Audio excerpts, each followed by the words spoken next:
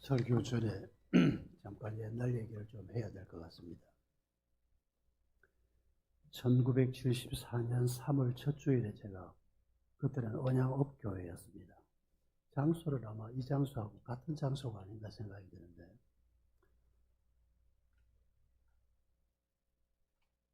그리고 12월 중순까지 있었습니다. 그때 제가 신학대학 3학년이었고 22살이었습니다. 사실은 이 교회에 전도사로 온 게 아니고 이 교회 주일학교 교사로 좀 섬겨야 되겠다. 그때 우리 SFC 선배 한 사람이 이 교회를 다니고 있었습니다. 그리고 부산하고 거리가 얼마 안 되니까 주일날 출석하는 교회가 마땅치 않으면 우리 교회에 와서 교사로 좀 섬기자. 사실은 부산에서 나갈 교회가 마땅치가 않았습니다. 그래서 시골에 가서 좀 섬기는 것도 좋겠다. 그래서 그 첫 주일날 교회 등록하러 온 거였습니다. 주일학교 교사로 섬기겠다고. 그런데 예배 중에 목사님이 제 이름을 부르면서 자리에서 일어서라는 겁니다. 목사님하고는 아직 인사도 안 했습니다. 그날 예배 마치고 인사할 건데. 그랬더니 우리 교회 박은주 전도사님이 오셨다고 박수 치라는 겁니다. 응급결의 전도사가 됐습니다. 그래도 목사님이 또 그렇게 말씀하셔도 저는 주일날 아침에 와서 주일학교 교사 같이 섬기고 주일 예배 드리고 오후에는 이제 학교로 내려갔는데, 한 달이 지나니까 목사님이 봉투를 하나 주는 겁니다. 목사님 이게 뭡니까? 그러니까 전도사 사례지.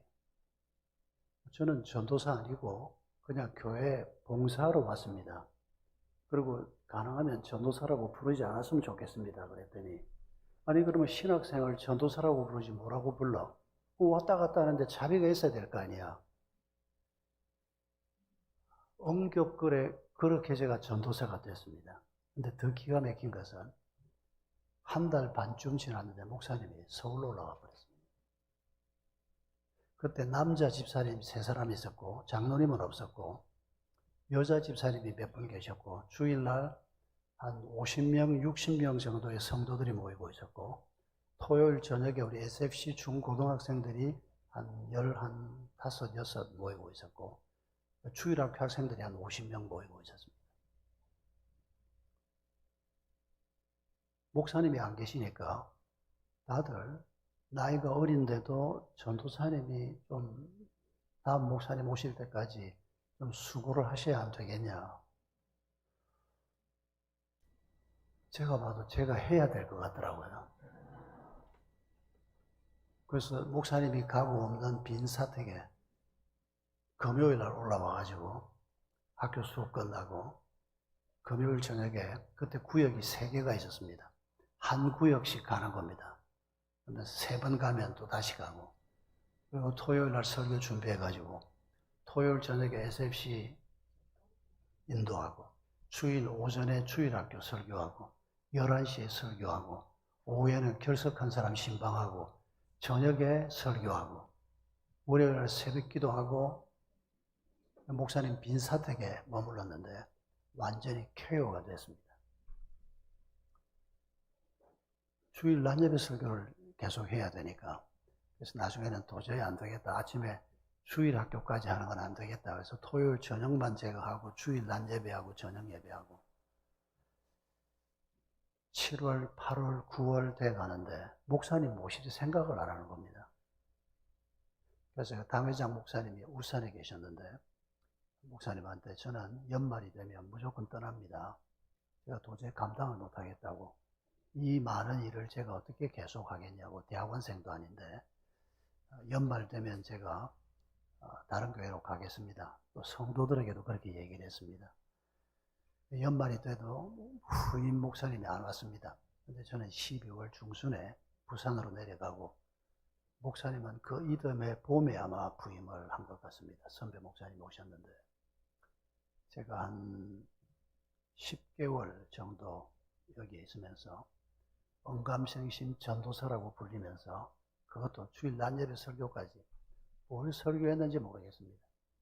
세월이 지난 다음에 제가 그때 설교했던 원고들을 보니까 22살짜리가 설교 제목이 뭔고 하니까 인생이란 무엇인가.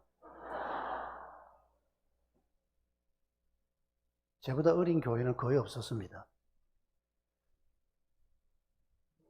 왜 그 제목을 했는가 하니까 설교를 할 줄 모르니까 학교에서 책 풀 때 교수님 설교를 들으면서 은혜 받으며 그걸 고쳐서 설교를 했거든요. 그런데 우리 교수님이 인생이란 무엇인가 설교를 했는데 너무 은혜를 받은 겁니다. 그러니까 그냥 그 본문 그 제목 가지고 교수님 설교한 걸 옮겨와서 좀 손봐서 설교를 하다 보니까 정말 말도 안 되는 22살짜리가 거기에 우리 선배 목사님의 아버지, 제 기억이 맞나 모르겠습니다. 허기원 집사님이 계셨습니다. 허씨는 분명한데 성함은 지금 조금 헷갈립니다. 머리가 하얀 할아버지가 있었습니다. 그분이 맨 앞자리에 앉아있는데 그분을 앉혀놓고 제가 인생이란 무엇인가 22살짜리가 다른 얘기가 아니고 제가 평생을 목회자로 살아오면서 이 언양업교회, 지금은 언양교회 이 자리가 제게는 출발점이었고 잊을 수 없는 추억들이 참 많습니다. 그 목사님은 나중에 아들한테 미국으로 가셨습니다.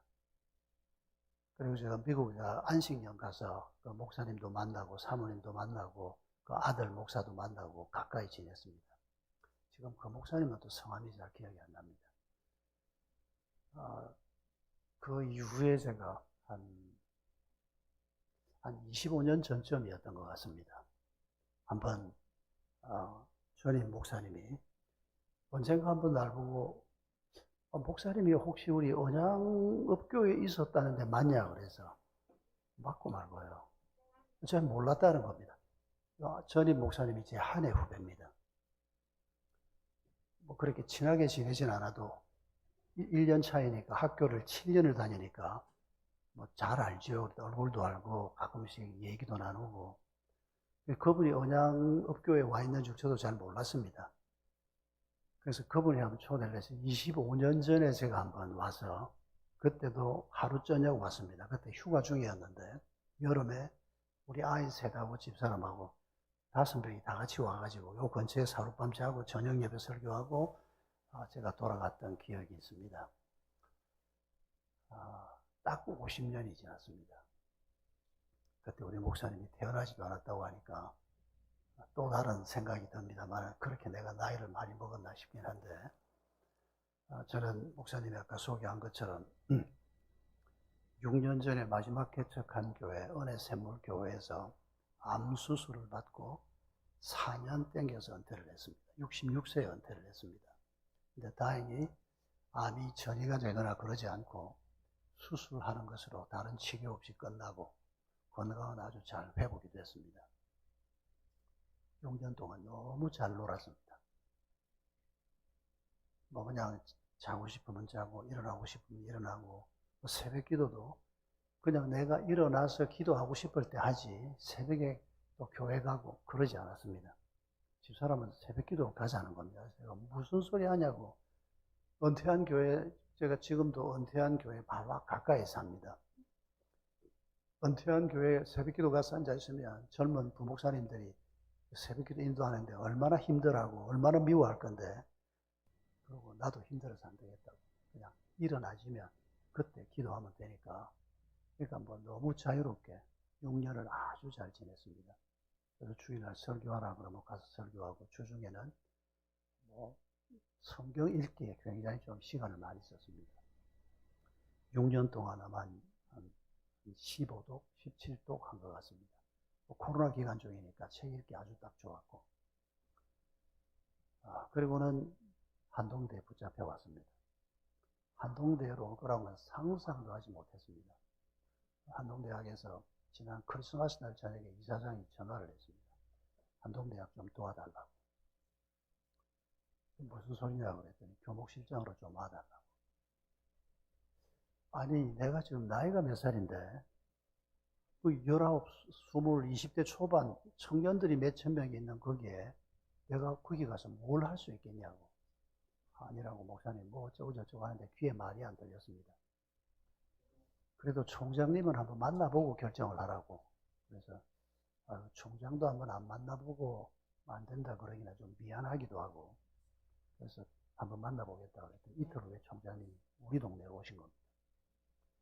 총장님이 참 좋더라고요. 그리고 학교에 대한 아이덴티티가 아주 분명하고. 그래도 제가 대학생 사역을 한다는 건 상상을 할 수가 없었습니다. 이 MZ 세대하고 소통이 잘 될 건가.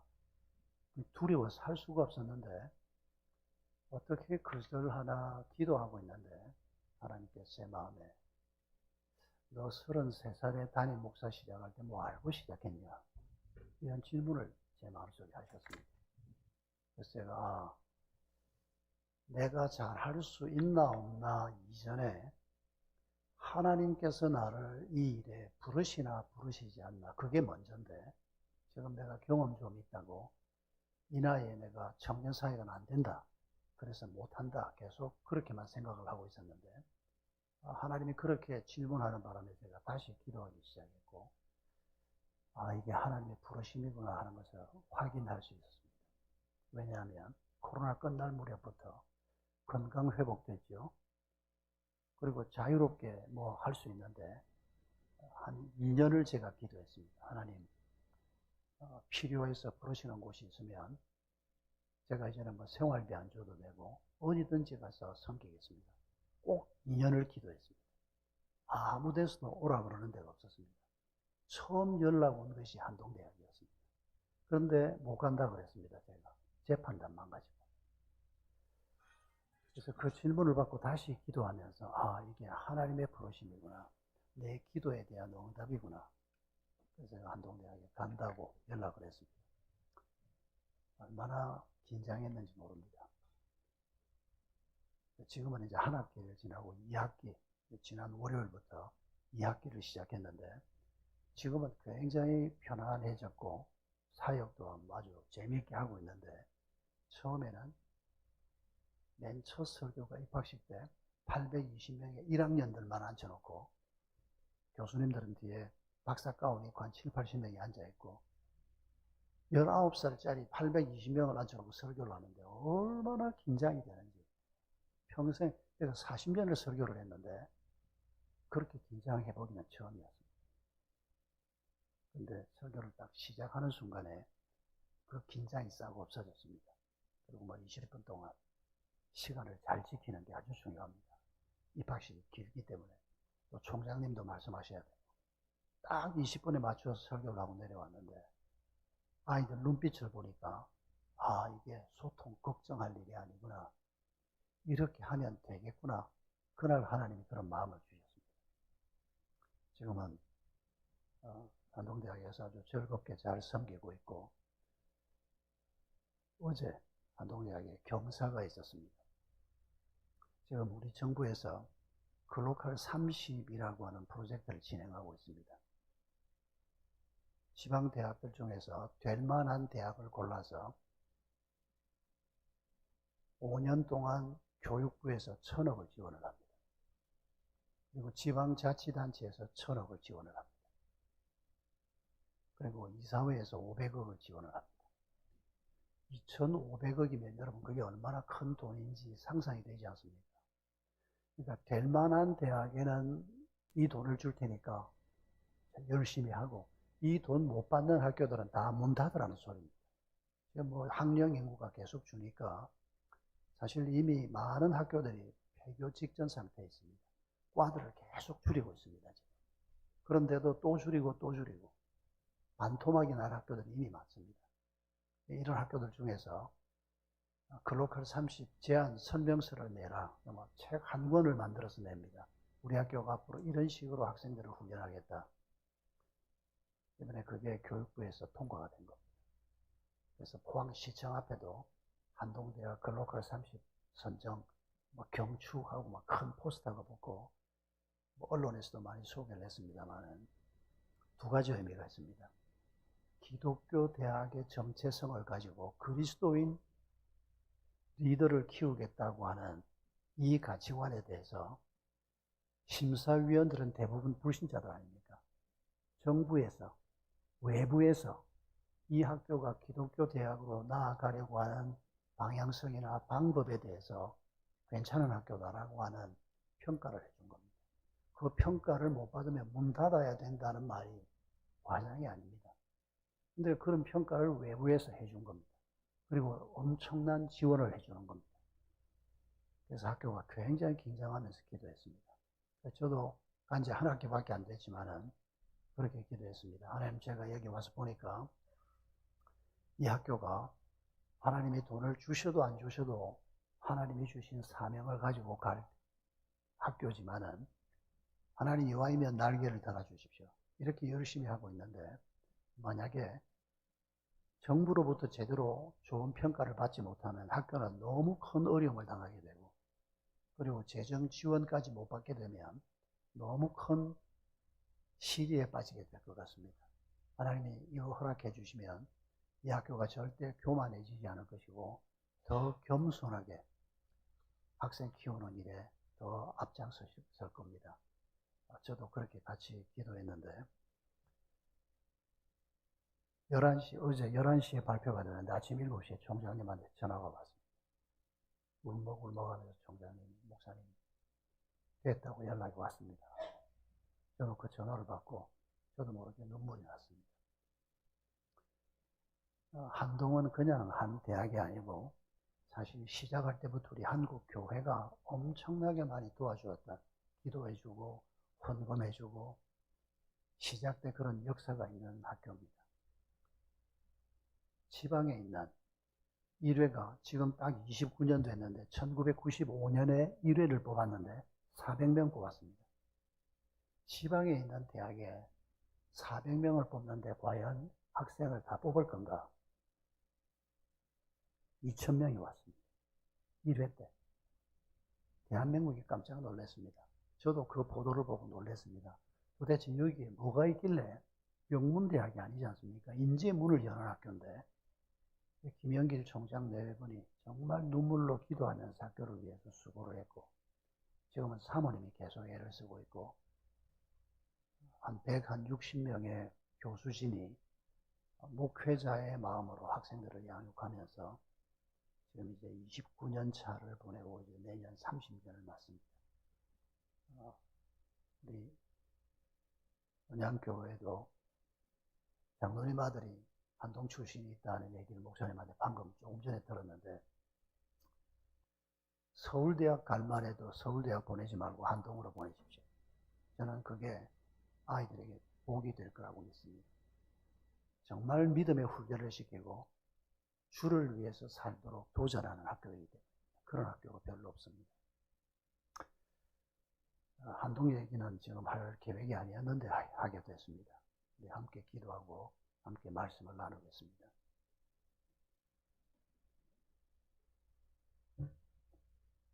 감사하신 주님, 저희는 하나님의 백성으로 부름을 받고도 하나님의 눈으로 하나님의 관점으로 나 자신과 미래를 바라보지 못하고 연약한 인간의 눈으로만 모든 것을 바라보는 어리석은 자들이었음을 고백합니다. 오늘 밤 저희들이 성경 말씀을 통해서 하나님의 관점을 갖기를 원합니다.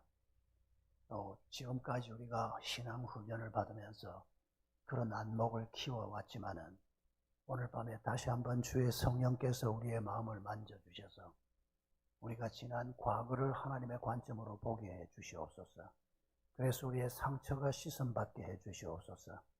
우리를 열등감에 빠지게 만드는 모든 것들을 하나님께서 하나님의 관점으로 볼 수 있도록 우리 모두에게 은혜 베풀어 주시옵소서. 오늘 우리 자신과 우리의 가정과 우리의 자녀들과 우리 교회 공동체와 우리의 미래까지도 우리가 사람의 눈으로 보지 않고 하나님의 안목으로 볼 수 있는 믿음의 눈을 허락해 주셔서 우리가 거침없이 우리의 남은 길을 걸어가는 자들이 되게 해 주시옵소서. 예수님의 이름으로 기도하옵나이다. 아멘. 여러분, 지하철에서 지하철 방송을 들어보신 경험들이 있을 겁니다. 몇 년 전까지만 해도 지하철에 서 있으면, 역에 서 있으면 어떤 방송이 나왔는가 하니까 이런 멘트가 나왔습니다. 열차가 들어오면 멘트가 나옵니다. 승객 여러분, 여러분의 안전을 위해서 노란색 안전선 바깥으로 서주시기 바랍니다. 이런 멘트가 나왔습니다. 들어보셨죠? 근데 이게 몇 년 전에 바뀌었습니다. 뭐라고 바뀌었는가 하니까, 승객 여러분, 여러분의 안전을 위해서 노란색 안전선 안으로 서주시기 바랍니다. 이렇게 바뀌었습니다. 전에는 바깥으로 서달라고 그랬는데 몇 년 전부터 안으로 서달라 이렇게 바뀌었습니다. 이게 왜 바뀌었는가 하니까, 혹시 여러분 중에서도 그 신문 기사를 보신 분이 있을지 모르겠습니다. 저도 신문 기사를 보고 알았습니다. 어떤 서울 시민 한 사람이 어느 날 그 멘트를 듣는데 노란 선을 보니까 노란 선 바깥으로 서달라? 이게 누구 입장에서 하는 얘기입니까? 들어오는 열차 입장에서 하는 얘기입니다. 열차가 들어오면서 노란 선이 있고 사람들이 있는데 노란 선 바깥으로 서주세요. 이게 열차 입장입니다. 지하철 공사의 입장입니다. 그런데 승객 입장에서 이 시민이 그 멘트를 들으면서 생각하니까, 아니 노란 선 바깥으로 서달라고? 그러면 내 입장에서는 이게 어딥니까? 선로 가까이 가는 겁니다. 죽으라는 소리입니다, 이게. 그래서 이분이 그 멘트를 듣고, 아, 이건 잘못됐다. 그래서 그날 저녁 집에 들어가서 지하철 공사에 편지를 썼답니다. 당신들은 시민을 위해서 만들어진 공사인데 어떻게 멘트 하나도 시민 입장에 살 줄을 모르냐. 당신들 멘트는 잘못됐다. 시민 입장에서 멘트를 해라. 그래서 지하 안전선 바깥으로 서라 그러지 말고 안으로 서라고 얘기해야 된다. 이게 지하철 간부회의에 올라왔답니다. 간부회의에서, 여러분, 그런 큰 회사에서 그런 편지 누가 했다고 말 안 듣습니다. 그런데 이게 받아들여진 겁니다. 저는 그 기사를 보면서 대한민국이 참 괜찮은 나라로 바뀌어가는구나 하는 생각을 했습니다. 여러분, 지하철 공사는 철저히 시민의 입장에서 볼 줄 알아야 하고 멘트도 시민의 입장에서 할 줄 알아야 합니다. 그래야 좋은 지하철 공사를 만들 수가 있습니다. 정치하는 사람들은 누구의 관점에서 정치를 생각해야 합니까? 국민의 입장에서 생각해야 합니다. 자기 입장에서 생각하면 좋은 정치를 하기 어렵습니다. 정치는 국민을 위해서 하는 거 아닙니까? 그래서 국민이 어떤 관점에서 생각을 하나, 국민의 고충이 뭔가, 그걸 잘 생각하는 사람이 좋은 정치가가 되는 겁니다. 좋은 교사가 되려고 하면 철저히 학생의 입장에서 볼 줄 알아야 합니다. 아이의 관점에서 볼 줄 모르면 교사는 그냥 꼰대가 되는 겁니다. 내가 10살짜리 아이들을 가르치는 선생님이면 10살짜리의 입장에서 사물을 바라보고 표현하는, 이게 바로 우리 예수님이 가르쳐 주신 겁니다. 여러분, 예수님이 하나님의 아들이요 창조주이십니다. 그분이 하늘 꼭대기에서, 저 구름 꼭대기에서 얘들아 내가 너희를 위해서 뭘 해보마 그렇게 말씀하신 분이 아닙니다. 우리하고 똑같은 몸을 입고 우리하고 똑같은 방법으로 이 땅에 오셨습니다. 우리의 눈높이에 맞추어서 오신 것입니다. 우리가 그걸 인카네이션, 성육신이라고 얘기하지 않습니까? 여러분, 부부가 살면서 남편이 아내의 입장에서, 아내가 남편의 입장에서 무엇을 볼 줄 모르면 그 부부의 미래는 뻔합니다. 철저히 자기 중심적으로만 생각할 거 아닙니까? 그러면 상대방이 무엇 때문에 기분 나빠하고, 상대방이 어떨 때 외로워하고, 상대방이 어떨 때 도움이 필요한지를 볼 줄을 모르면 어떻게 좋은 배필, 돕는 배필이 될 수가 있겠습니까? 여러분, 성경에서는 하나님의 관점과 사람의 관점이 충돌하는 장면들을 자주 보여줍니다. 그래서 그리스도인들에게 하나님의 관점을 갖도록 훈련시키시고, 그리고 우리가 하나님의 관점을 가지면서 우리 실제 모든 삶에서도 하나님의 관점에서 부부가 어떻게 서로를 바라보아야 하고, 하나님의 관점에서 자녀를 어떤 눈으로 봐야 하고, 하나님의 관점에서 돈을 어떻게 봐야 하고, 하나님의 관점에서 미래를 어떻게 봐야 하는지를 성경은 가르치고 있습니다. 오늘 우리가 읽은 사도행전 28장 30절, 31절은 하나님의 관점과 사람의 관점이 충돌하는 대표적인 본문 중에 하나입니다. 여러분 보십시오. 사도 바울이 로마까지 갔습니다. 감옥에 있었습니다. 그런데 그 감옥 당국자의 호의로 감옥에 있지 않고 2년 동안을 바깥 셋집에 살았습니다. 그리고 그 셋집에 살면서 자기를 찾아오는 많은 사람들에게 하나님의 말씀을 전했습니다. 그런데 그걸 하나님이 뭐라고 표현합니까? 그 셋집에서 바울을 찾아오는 사람들에게 거침없이 담대하게 하나님의 말씀을 전했다. 이게 사도행전의 끝입니다. 여러분, 우리가 사람의 눈으로 바울을 생각하면, 아니 죄수가 돼서 지금 감옥에 있고 그것도 조금 있다가 죽습니다. 거기서. 그런데 지금 잠깐 한 2년 동안 셋집에 나와서 하나님의 말씀을 전했다고, 그걸 하나님이 지금 거침없이 담대하게, 이거 하나님이 좀 오버하시는 거 아닙니까? 그러면 뭐 감옥에서 풀어주시든지, 그 감옥에 잡혀 있다가 결국은 사형당하고 마는데, 왜 하나님은 이렇게 과잉 표현 같은, 거침없이, 뭐가 거침없입니까? 더군다나 지난날 바울의 생애를 생각을 할 때 바울의 삶을 거침없는 삶이라고 우리가 말할 수 있겠습니까? 로마에 올 때까지만 해도 풍랑에 휘말려서 죽을 뻔했지 않습니까? 바울 자신이 고린도서에서 편지 쓰면서 여러 번 고백했지 않습니까?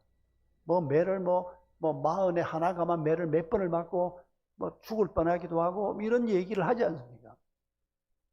인간적으로 보면 바울은 굉장히 어려움을 많이 당했습니다. 그런데 여러분, 하나님의 관점에서 바울을 볼 때는 어땠을 것 같습니까? 바울이 전도하다가 돌을 맞아서 돌을 얼마나 던졌던지 돌이 바울의 몸을 덮을 정도로 많은 돌을 던졌습니다. 다 바울이 죽은 줄 알았습니다. 그런데 하나님이 보실 때는 어떻게 보셨을까요? 야, 지금 바울이 죽는 거 아니다. 내가 바울은 좀 더 오랫동안 쓰기 위해서 준비한 내 종이다. 지금 안 죽는다. 우리가 보기에는 돌무더기가 쌓여 있고, 우리가 보기에는 광풍 속에 들어가 있고, 우리가 보기에는 선교비가 없어서 장막 만드는 일을 하면서 힘들게 살아가는 것 같지만은, 여러분, 하나님은 거침없이 바울이 지금 자기의 길을 걸어가고 있다, 이렇게 말씀하고 있는 것에 주목하십시오. 바울은 그걸 알고 있었습니다. 어려움이 있지만은 그 어려움이 자기를 막지 못한다는 걸 알고 있습니다. 어려움이 있지만은 하나님께서 기어이 나를 통해서 복음을 전하고야 말 것이다. 그걸 바울이 알고 있습니다. 그래서 바울의 마지막 부분을 표현을 할 때도 거침없이 그가 하나님의 말씀을 전했더라. 여러분, 성경에 이런 대표적인 귀절이 또 어디에 나옵니까? 출애굽기 14장에 나옵니다. 이스라엘 백성들이 모세의 인도하에 이집트를 빠져나왔습니다. 홍해 앞에 도착을 했습니다. 그런데 마음이 변한 바로가 군대를 끌고 다 죽여 없애버리겠다고 따라옵니다. 출애굽기 14장에서 홍해 앞에서 추격해오는 이집트의 군대를 바라보면서 이스라엘 백성들 중에 어떤 사람들이, 사람의 관점에서 그 문제를 바라보는 사람들, 눈에 보이는 것을 따라서만 바라보는 사람들은 뭐라고 얘기합니까? 우리가 죽을 곳이 없어서, 우리를 묻을 곳이 없어서 하나님이 여기까지 데리고 나와서 우리를 죽인단 말이냐? 이제 딱 죽게 생겼지 않습니까? 인간적인 관점으로 보면 물에 빠져 죽든지, 아니면 강력한 이집트 군대 창에 칼에 맞아 죽든지 이제 딱 죽게 생겼습니다. 사람의 눈으로 보면 오판은 아닌 것 같습니다.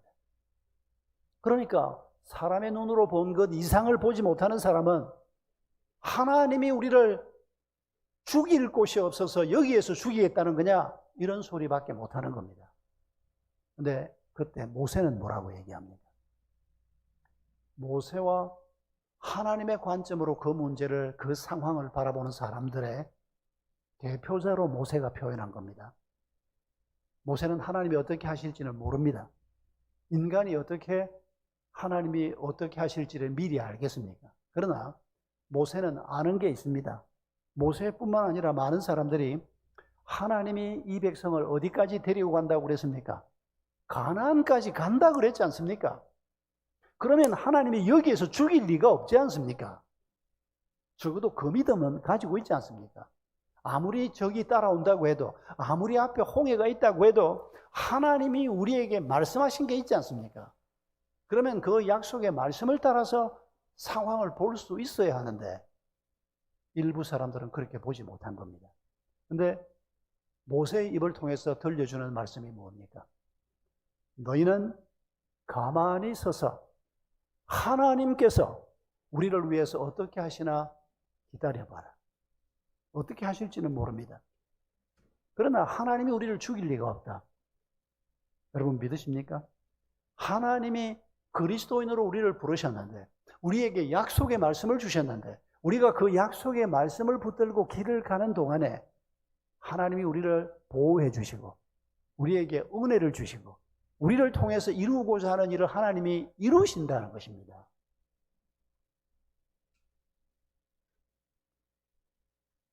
여러분, 본문에서 이렇게 사람의 관점과 하나님의 관점이 충돌하는 이 얘기를 출애굽기 14장에 기록을 해서 오늘 우리까지 읽게 만들고 있습니다.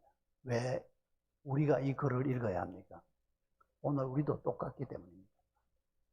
우리도 믿음이 있다고 하면서 하나님이 우리를 위해서 행하신 일을 많이 보았으면서, 여러분 홍해 앞에서 이렇게 잘못 보고 있는 사람들도 지난날 한 몇 달 동안에 이집트에서 하나님이 어떻게 하셨는지를 다 보았지 않습니까?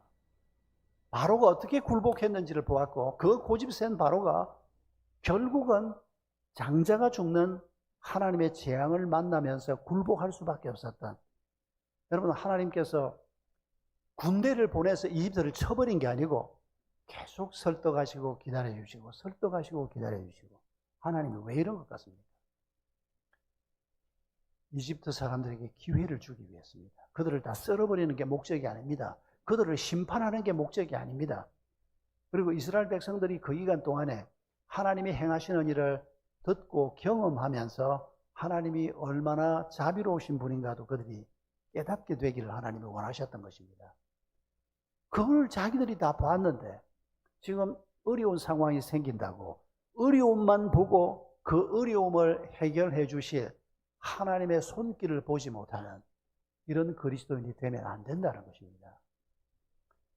여러분, 오늘 우리가 이렇게 교회에 와서 앉아있지만은 우리의 마음을 두렵게 만드는 어떤 문제를 지금 여러분 마음속에, 여러분의 실제 삶에서 가지고 있습니까? 지금 여러분의 마음을 두렵게 하는 게 뭡니까? 병입니까? 몸 나쁜 분들 많이 있을 겁니다. 대한민국에 나이 먹은 남자 셋 중에 한 사람은 암, 여성은 넷 중에 한 사람이 암입니다. 암뿐입니까?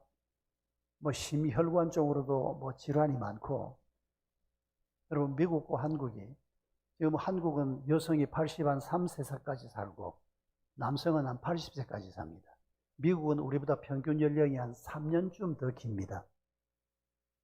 그런데 여러분 기가 막힌 것은 미국 노인들은 나이 먹을 때 건강하게 있다가 병원 왔다 갔다 하는 기간이 얼마쯤인지 들어보셨습니까? 1년 미만입니다. 그런데 우리 한국 노인들은 몇 년쯤 병치레야 하는지 들어보셨습니까? 9년이랍니다. 그러니까 우리는 미국하고 상황이 좀 다르긴 합니다만 지금 노인들은 젊어서 또 고생도 많이 했고 저축도 제대로 없고 국민연금이나 이런 것도 옛날에는 제대로 잘 안 돼 있을 때 젊은 시절을 보냈으니까, 그러니까 건강이 안 좋은 건 피할 수 없이 지금 현재 노인들이 겪는 문제입니다. 그러나 여러분, 우리가 건강이 어렵거나 경제적으로 어렵거나 부부 관계에 문제가 생기거나 부모 자식들과의 관계에서 문제가 생기거나 뭐 우리 삶에서 생길 수 있는 여러 가지 문제들이 있지 않습니까? 그런 현실의 문제에서 벗어날 수 있는 사람이 누가 있습니까? 우리가 다 그런 문제를 안고 삽니다. 그런데 그런 문제 속에서 하나님은 우리에게 뭐라고 말씀하십니까? 하나님의 관점에서 우리의 문제를 하나님은 어떻게 보실 것 같습니까? 그걸 우리가 믿음의 눈으로 배워야 한다는 겁니다. 여러분, 예수님께서 저 공중에 나는 새를 봐라 라고 말씀하셨습니다. 그 새를 보면 그 새 배에다가 뭐라고 써놨습니까? 아무것도 안 써놨습니다. 새를 보고 뭐 하라는 겁니까? 하나님의 말씀을 따라서 생각해 보라는 겁니다. 마음대로 생각하는 게 아닙니다. 새를 보니까 야, 저 새는 지 마음대로 날아다니고 뭐 저 새는 시가집도 없고 친정도 없고 걸리는 것도 없고 그냥 회사에 안 가도 되고 마음대로 생각하라는 게 아닙니다. 예수님께서 우리가 어떻게 생각해야 할지를 성경에서 말씀하십니다. 저 새가 농사 짓냐? 창고가 있냐? 그 몇 가지 질문을 통해서 우리가 조금 더 창의적으로 생각할 줄 알아야 합니다. 저 새가 보험도 안 들어있고 저 새가 아무 준비가 없습니다. 그런데 그 새를 누가 먹인다고요? 하나님이 먹이신다고 말하지 않습니까? 저 덜에 핀 꽃을 봐라. 저 꽃 한 송이가 솔로몬이 입은 옷보다 더 예쁘게 입고 있지 않느냐? 그런데 그 꽃을 누가 입힌다고요? 하나님이 입히신다고 말씀합니다. 그러면서 우리에게 뭘 생각하라는 겁니까? 내가 저 공중에 새도 먹이고 저 꽃도 내가 입히는데 내 자식이 너희를 먹이고 입히지 않겠느냐? 이걸 생각하라는 겁니다. 그런데 우리가 건강 좀 안 좋다고 뭐 돈 없다고 그냥 내 현실의 문제에서 내 눈에 보이는 것만 가지고 보면서 절망하고 낙심하고 하나님이 그냥 있으면 날 이렇게 내버려 둘 수가 있어? 이런 생각이 나고 그러면 우리 마음에 평강이 없고 하나님이 우리를 도우시려고 하는 모든 길들을 막는 역할밖에 못하는 겁니다. 여러분, 우리가 어떤 상황 가운데 있든지 간에 여러분, 내 눈에 보이는 바를 따라서만 생각하지 말고 하나님은 지금 이걸 어떻게 보실까? 성경에는 이걸 어떤 관점으로 말씀하실까? 이걸 우리가 설교를 들으면서 또 큐티를 하면서 성경을 혼자 읽으면서 훈련을 받아야 하는 겁니다. 말씀을 통해서 특별히 훈련을 받아야 하는 겁니다. 제가 딸, 아들 셋입니다. 이제는 다 커서 어른이 다 됐습니다만은 제가 이런 경험을 잊을 수가 없습니다. 제가 결혼하고 5년 만에 첫 애를 얻었습니다. 5년 동안 애를 굉장히 기다렸거든요. 아내가 2번을 자연 유산을 하고 이제 우리는 아기를 못 갖는가 보다 생각했는데 결혼하고 4년이 거의 다 찼을 때 아기를 갖게 되고 5년 됐을 때 아기를 얻었습니다. 첫 애가 태어났는데 얼마나 사랑스럽겠습니까? 밤에 애가 한 번씩 깨지 않습니까?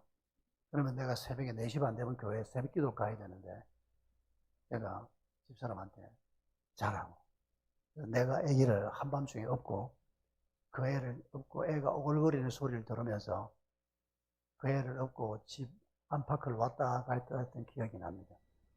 어느 날은 제가 그 애 오글거리는 소리를 녹음을 했습니다. 어떤 날은 30분 녹음하고 어떤 날은 20분 녹음하고 한 몇 시간 녹음 테이프가 있었습니다. 들어보면 다 이러는 소리뿐입니다. 그런데 그 소리가 저에게는 어떤 음악 소리보다 이쁜 소리, 좋은 소리로 들리는 겁니다. 그걸 한밤중에 그 애를 업고 이렇게 왔다 갔다 하면서 거실로 나갔다가 2층에 올라갔다가 이러면서 그걸 녹음을 한 테이프가 몇 개가 있었습니다. 여러분, 부모에게 자식은 그런 존재 아니겠습니까?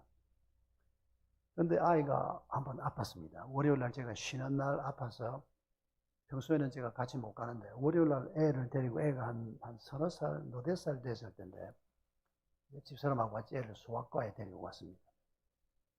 제가 그때 서울 영동교회에 있을 때고 그 소아과가 제가 한 번 딱 가봤는데 지금도 그 소아과 이름이 생각이 납니다. 여영구 소아과였습니다. 강남구청 바로 앞에 있었는데 밖에서 기다리고 있다가 차례가 돼서 안에 들어갔습니다. 원장이 보니까 한 50세가 조금 넘은 경험이 좀 많아 보이는 여자 의사였습니다. 아이를 내가 안았습니다. 아이를 안고 집사람 옆에 안고 내가 안고 이렇게 셋이 원장 앞에 앉았습니다. 근데 원장이 저를 빤히 보는 겁니다. 그러면서 애를 보고 얘기하는 게 아니고 나를 보고 뭐라고 얘기하는 거 하니까 애기 아빠, 애기 안 죽습니다. 왜 얼굴을 그렇게 하고 있냐고. 아마 제 얼굴이 그 원장님이 보기에는 완전히 죽을 상이었던 모양입니다. 그 말이 제가 잊혀지지가 않습니다. 그리고 그때 원장이 했던 말이 지금도 생각이 납니다. 애기들은 태어나서 엄마 몸속에 있다가 가장 안전한 곳에 있다가 세상 밖으로 나와서 초등학교 입학할 때쯤 나이까지 잔병 치레를 많이 하게 돼 있다고. 그래서 저항력이 점점 높아지고 세상을 살아갈 준비를 하는 거다. 그래서 애기들이 어릴 때부터 뭐 감기도 하고 열도 나고 회복되고 이걸 반복하면서 애들 몸이 점점 건강해지는 거다. 이런 잔병 치레에 너무 부모가 그렇게 걱정할 것 없다. 저는 처음 아빠 노릇을 해보고 책도 한 권 읽어본 적이 없고 제 아내는 그래도 시집 올 때 보니까 큰 책을 가지고 왔더라고요. 그리고 무슨 일이 있으면 그 책을 뒤척거리기도 하고. 근데 저는 그 책을 한 페이지도 읽어본 적이 없으니까 아이한테 무슨 일이 생기면 이 조그만한 애가 뭐 이러다가 뭐 죽어버리는 거 아닌가 하는 그런 두려움이 이 초보 아빠한테 있었던 게 얼굴에 써져 있었던 모양이에요. 아무것도 모르는 초보 아빠가 아기를 볼 때 애가 뭐 죽음과 생과 사를 왔다 갔다 하는 게 아닌가 이렇게 보고 있었는데 경험 많은 의사 선생님은 얘가 이렇게 아프고 다시 회복되고 아프고 회복되고 그러면서 얘가 점점 건강해질 거다. 그 초보 아빠가 그렇게 죽상을 하고 앉아 있는 거 그러면 안 된다. 그 충고를 제가 30대 중반에 받은 겁니다. 여러분 하나님도 우리를 보실 때 그런 관점으로 보실 겁니다. 우리는 뭐 일만 좀 생기면 당장 죽을 것 같고 그냥 뭐 하나님이 나는 사랑하지 않는 것 같고 뭐 교회는 내가 막 가나 봐라 싶고 그냥 말 안 해도 우리가 속으로 그런 생각을 하지 않습니까? 하나님이 어떻게 나한테만 이럴 수가 있나? 어떻게 하나님이 열심히 그냥 새벽기도 안 빠지고 하는 나는 암에 걸리게 하고 나쁜 짓 하고 돌아다니는 저거는 암에 안 걸리고 잘 사는데 이런 생각이 우리도 모르게 들어온단 말입니다. 사람의 눈으로 보면 눈에 보이는 것만 보면 우리가 그런 관점으로 판단하게 되고 우리의 마음은 그리스도와 점점 거리가 멀어지고 하나님의 마음과는 점점 거리가 멀어지고 황폐하게 되고 그러면 우리의 삶에는 열매가 있을 수가 없는 겁니다. 여러분 우리가 살아가면서 나이를 먹어가면서 이 하나님의 관점을 갖는 이 훈련이 우리 모두에게 너무도 중요한 훈련입니다.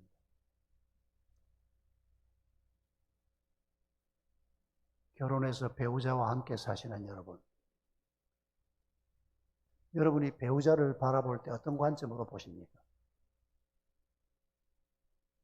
지가 조금만 잘해주면 내가 행복해질 텐데 내가 뭐 큰 거 바라나? 조금만 좀 쓰레기라도 한번 치워주고 뭐 조금만 하면 되는데 저 인간이 그걸 못해. 우리 대부분이 그런 관점으로 생각합니다. 근데 하나님은 부부가 서로 어떤 관점에서 바라보라고 얘기합니다. 창세기 2장 18절에서 어떤 배필이 되라고요? 돕는 배필이 되라고. 근데 우리는 돕는 배필이 될 마음이 별로 없습니다. 바라는 배필로 살고 싶어 합니다. 여러분, 바라는 배필은 이기적인 배필입니다. 아담 하와가 에덴 동산에서 처음 범죄할 때 그들의 죄가 뭡니까? 이기심입니다. 자기 중심적인 생각. 내가 좋으면 먹는 거고 내가 싫으면 안 하는 거고 하나님의 말씀이 먹으라 말라를 결정한 거하고는 상관없이 하나님이 분명히 먹지 말라 그랬는데 보니까 먹음직하고 탐스럽고 내가 먹고 싶으니까 그냥 먹는 겁니다. 그게 여러분 최초의 범죄였다는 것을 잊지 마십시오. 이기심은 모든 죄의 원형입니다. 기본입니다. 그리고 그 이기심의 다른 면이 교만입니다. 나 중심으로 모든 걸 먼저 생각하다 보니까 하나님이 밀려버리게 되고 하나님의 명령마저도 내가 무시하는 자가 되고 하나님보다 내가 더 똑똑한 것처럼 말하고 처신하고, 여러분 이게 아담 하와의 첫 번째 죄였다는 것을 잊지 마십시오. 여러분 우리를 부부로 살게 하시는 가장 중요한 이유는 둘이 오손도손 외롭지 않게 서로 잘해주고, 여러분 이런 정도의 삶이라 생각하지 말고 성경이 뭐라고 말씀하는가를 우리가 잘 살펴야 하는 겁니다. 하나님께서 저 사람을 도우라고 나를 이 사람 옆에 짝으로 붙여주었구나, 이걸 잊으시면 안 된다는 겁니다. 아니 그러면 나는 하나님이 저 사람을 도우라고 붙여준 짝이라고 생각하고 저 사람을 돕고 사는고, 저건 나를 안 돕고, 그러면 나는 평생 어떻게 살라는 건가?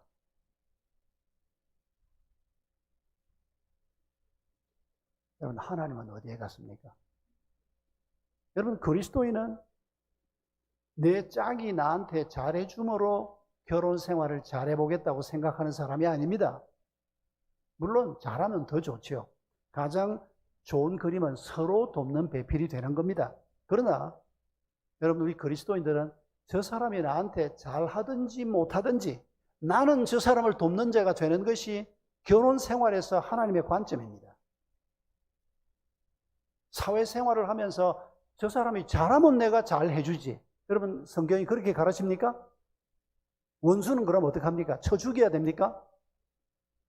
원수도 사랑하라고 하나님이 말씀하지 않습니까? 우리는 상대방이 내가 무엇을 할 것인지 말 것인지를 결정하지 않습니다. 상대방이 잘해주면 나도 잘해주기로 결정하는 그 사람이 내 결정의 원인이 아니라는 겁니다. 우리는 하나님에 의해서 결정하는 사람입니다. 불행하게도 결혼 생활을 하면서 내 배우자가, 심지어 믿음이 있다고 하면서도 내 배우자가 하나님의 말씀을 따라서 살 의지가 없는 사람도 있을 수가 있습니다. 너 그러니까 나도 너 안 보면 되지. 그러면 그리스도인이 그렇게 살아야 합니까? 그건 하나님의 관점이 아닙니다. 내 배우자가 그런 사람이라도 나는 하나님 때문에 돕는 자가 되는 것입니다. 내 이웃이 그런 사람이라도 나는 하나님 때문에 내 이웃을 내 몸처럼 사랑하는 자가 되는 것이 하나님이 우리에게 주신 말씀입니다. 그리고 나아가서 원수도 사랑하는 것이 누구 때문에? 하나님 때문에. 하나님은 우리가 그런 사람이 되기를 원하시는 것입니다. 그런 사람을 하나님이 기다리시는 겁니다.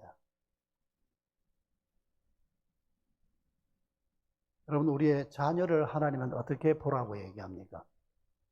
시편 128편 3절에 보면 우리에게 익숙한 시편입니다만, 내 상에 둘러앉은 자식들은 어린 감람나무 같을 것이라 성경이 이렇게 말씀합니다.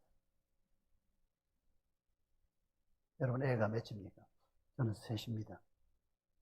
지금은 우리 부부밖에 안 남아있고, 옛날을 생각하면 애 셋이 우리 부부하고 5명이 같이 밥을 먹을 때를 생각하면 이 밥상에 앉아서 밥을 먹고 있는 우리 아이 셋이 감람나무라는 겁니다.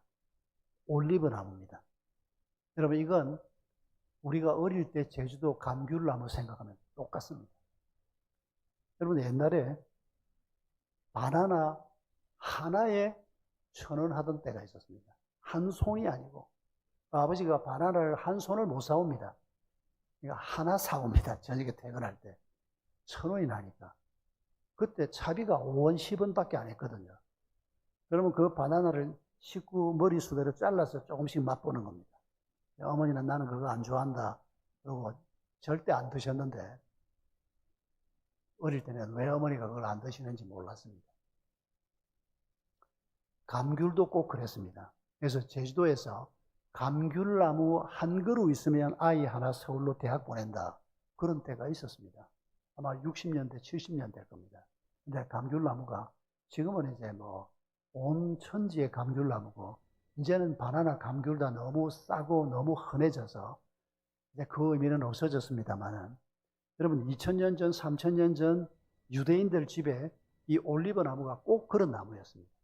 우리 집에 올리브 나무가 5그루가 있다. 그 집 살만한 집이네. 왜냐하면 올리브 열매 따서 팔고 올리브 잎도 따서 팝니다. 올리브 유를 짜서 만드니까. 여러분, 우리의 자녀를 바라볼 때 올리브 나무가 새 그루다 이렇게 보라는 겁니다. 그런데 여러분은 자녀를 어떤 눈으로 바라봅니까?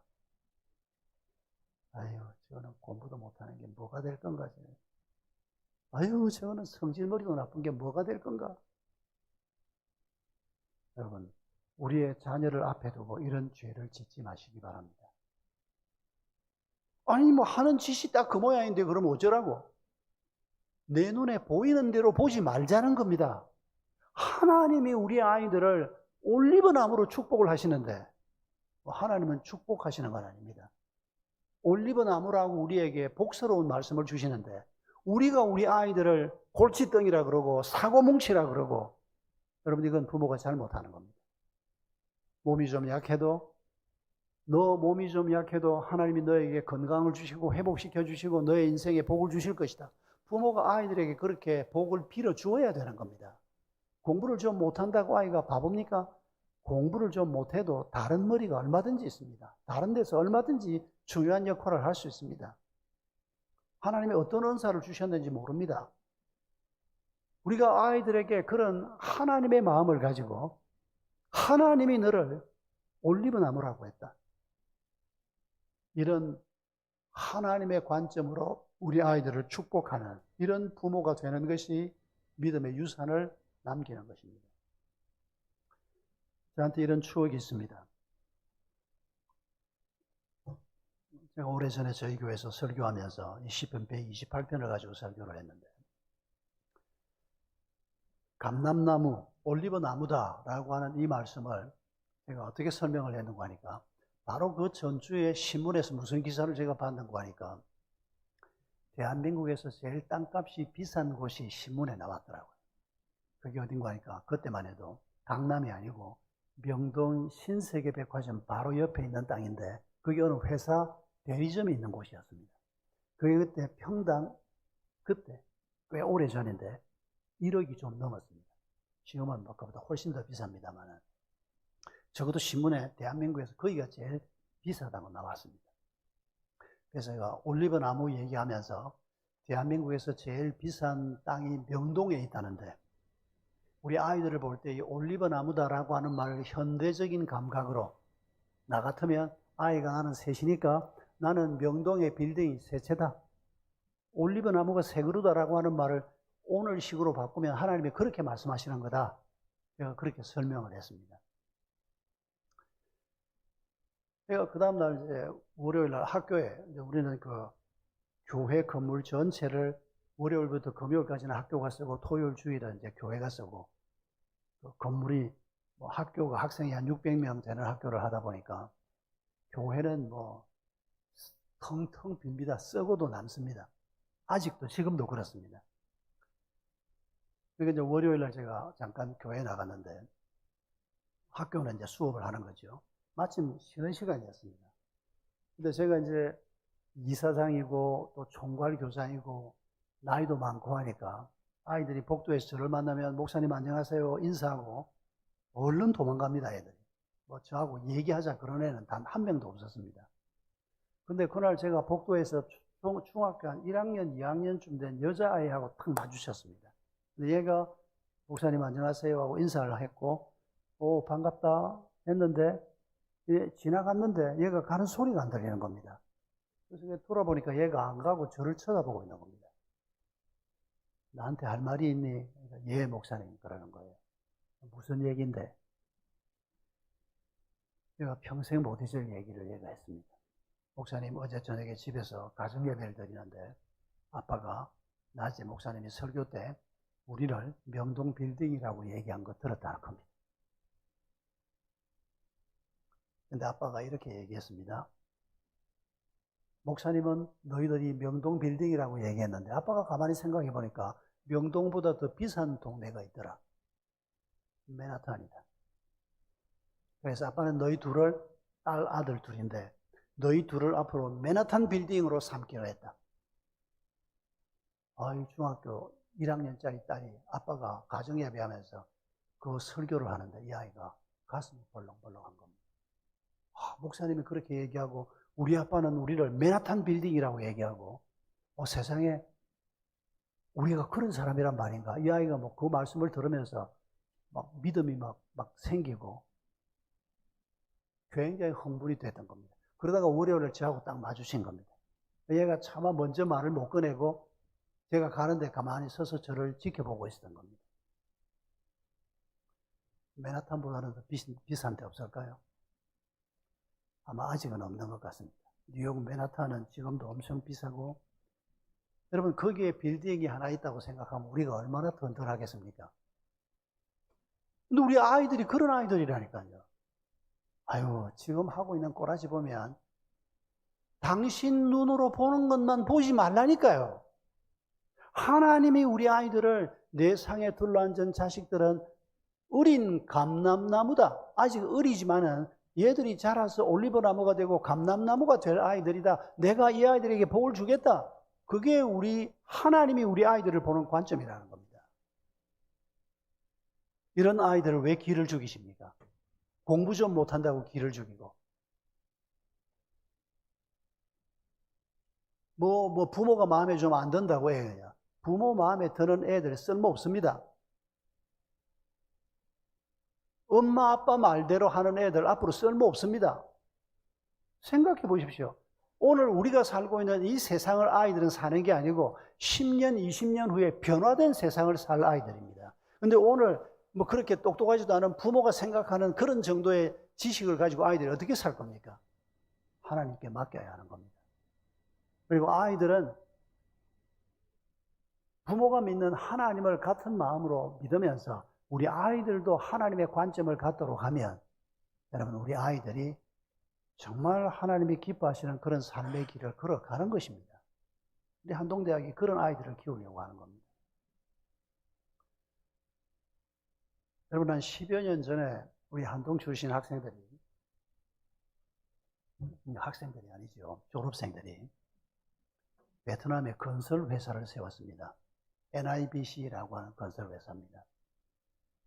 한국에서 이제 건축과 설계, 시공 이런 쪽으로 이제 훈련받은 사람들입니다. 그리고 한국 회사에서 훈련을 좀 받고 30대 나이에 베트남으로 갔습니다. 이 사람들이 베트남에서 한 12년 동안 뭘 했는고 하니까 베트남 가서 건설 회사 돈 버는 게 목표가 아니고, 물론 돈도 벌어야죠. 먹고 살아야 되니까. 그러나 이 사람들은 저소득층의 아파트를 잘 지어주는 게 목표입니다. 하노이에서 시작을 했습니다. 그런데 이 사람들이 집을 짓는 걸 보면서 베트남 사람들이 반했습니다. 몇 년 전에 다낭 시장이 땅 무료로 줄 테니까 우리 다낭에 와서 집을 지어달라고. 지금까지 베트남에서 한 4만 채의 아파트를 지었습니다. 전부 작은 아파트입니다. 큰 아파트를 지어야 돈이 남습니다.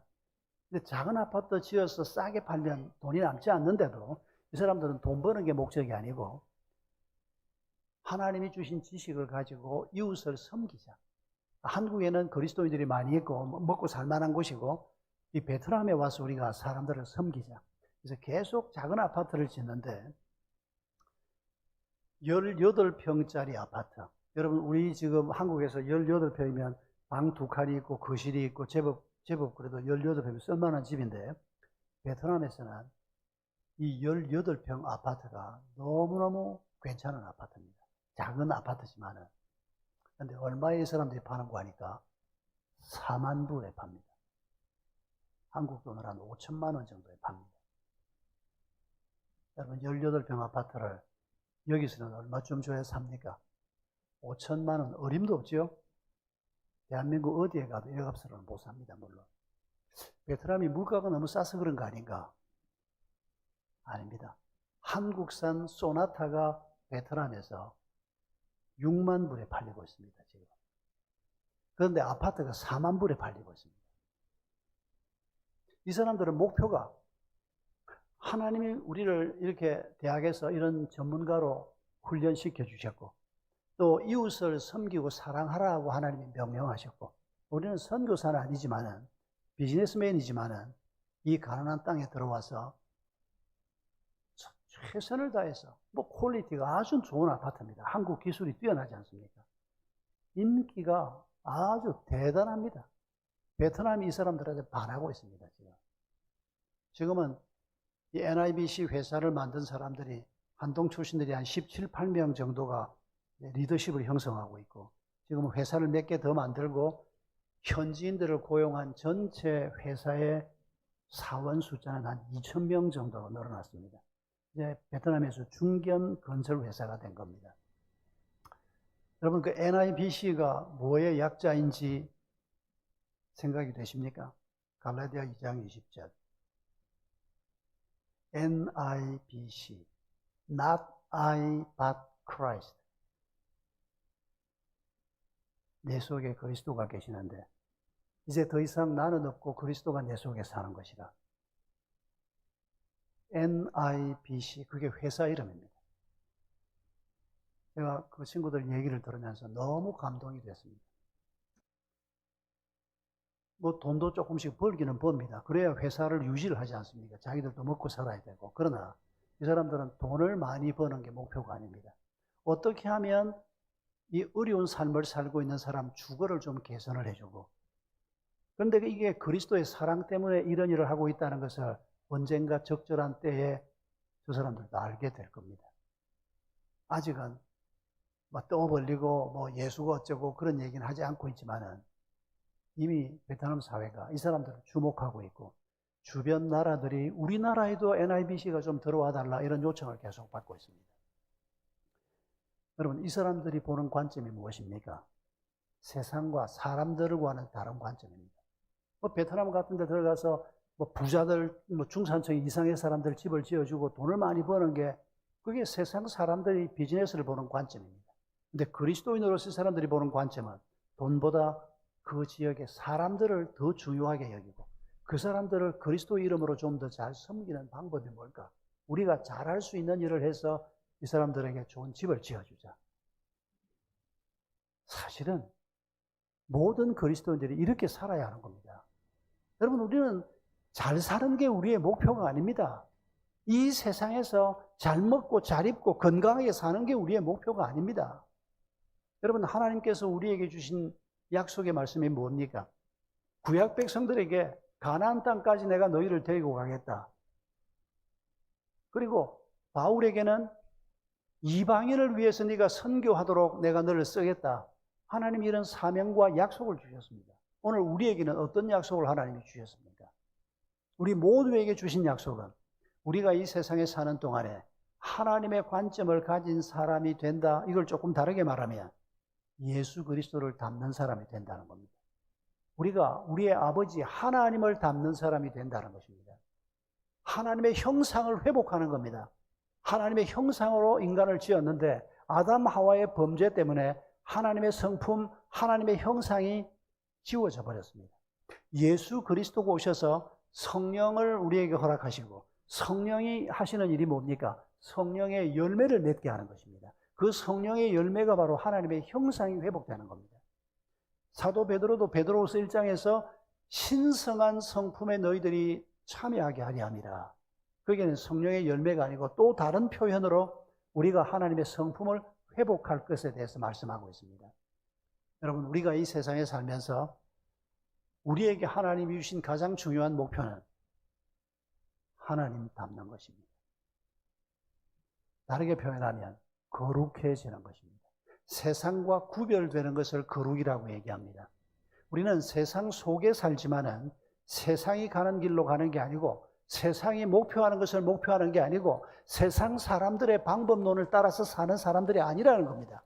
세상 속에 있지만은 세상과 하나가 되지 않고, 그렇다고 세상과 분리되지도 않고, 세상 속에 살면서 다른 목표를 가지고 우리가 살면서 그들을 섬기고 그들을 돕고, 우리를 통해서 세상 사람들이 하나님을 알게 되는 정인의 삶을 사는 것이 오늘 그리스도의 삶의 목표입니다. 우리가 이 목표를 놓쳐버리면 우리가 하나님의 관점을 갖는 것 자체가 어려울 겁니다. 그런데 하나님이 주신 삶의 목표를 가지고 살면 매사를 우리가 하나님의 관점으로 볼 수 있는 안목을 성령께서 허락하실 것입니다. 여러분, 성경에는 이런 얘기가 너무 많이 나옵니다. 여러분, 창세기 45장에 요셉과 형들 얘기가 나옵니다. 요셉을 우리가 생각할 때 아버지 야곱이 자기가 가장 사랑했던 아내 라헬이 낳은 아들입니다. 그리고 둘째를 낳고 난 다음에 라헬은 죽습니다. 참 야곱도 그러고 보면 참 재미없는 삶을 살았습니다. 요셉은 특별히 아버지의 사랑을 많이 받았습니다. 형들이 시기를 했지 않습니까? 그리고 결국 10명의 형들이 요셉을 죽이려고 했다가 유다나 르우벤의 권고 때문에 죽이질 못하고 결국 노예로 팝니다. 그때 요셉은 아직 어렸습니다. 여러분, 요셉이 그렇게 자기를 사랑했던 아버지 품을 떠나서 노예가 됐습니다. 그 속에 형들에 대한 분노가 얼마나 컸을지 상상이 됩니까? 형들을 만나면 죽이고 싶었을 것입니다. 성경이 그런 설명까지 다 하고 있지는 않습니다. 여러분, 그러나 요셉이 그 형들의 배신, 형들이 자기를 죽음보다 못한 노예로 팔아버린 이 상처가 어떻게 잊혀지겠습니까? 이제 세월이 지나갑니다. 남의 집에 노예로 삽니다. 믿음으로 살려고 애를 씁니다. 보디발의 아내의 유혹에 넘어가지 않아서 결국은 보디발의 아내의 고발로 감옥에 들어갑니다. 이런 고난의 세월을 보내면서 계속 믿음의 길을 걸어갑니다. 그러면서 요셉이 발견한 게 뭡니까? 세상을 보는 관점이 달라집니다. 노예의 관점으로 보는 게 아니고 하나님의 사람으로서 자기가 왜 노예로 팔려왔고 자기가 왜 하나님의 지혜를 얻게 됐고 왜 자기가 왕의 꿈을 해석하게 되고 그리고 마침내 왕이 이 어린 청년을 총리가 되기에는 아직 어린 청년을 이집트의 총리 대신으로 앉히는 이 엄청난 일을 경험을 하면서 하나님의 관점으로 자기의 과거를 해석하기 시작합니다. 하나님의 관점으로 형들이 자기를 배신했던 일도 전혀 다른 관점으로 보기 시작합니다. 하나님께서 우리 가족을 구원하기 위해서 많은 사람을 살리는 이 일에 나를 형들을 통해서 노예로 파는 것으로 시작해서 여기까지 오게 됐구나. 이런 관점을 가지면서 그 형들에 대한 분노가 어떻게 바뀝니까? 애굽의 총리면 형들을 한 칼에 쳐서 죽일 수 있는 막강한 힘을 가지고 있었습니다. 그러나 그는 그러지 않았습니다. 형들에 대한 분노도 볼 수가 없습니다. 딱 한 가지, 형들이 자기를 팔아먹던 그 과거의 죄에 대해서 어떤 태도를 취하나 그거 한 가지가 궁금해서 시험을 합니다만 형들이 그 과거를 후회하고 있고 그 잘못을 인정하고 있는 걸 보면서 형들 앞에 자기의 신분을 밝히지 않습니까?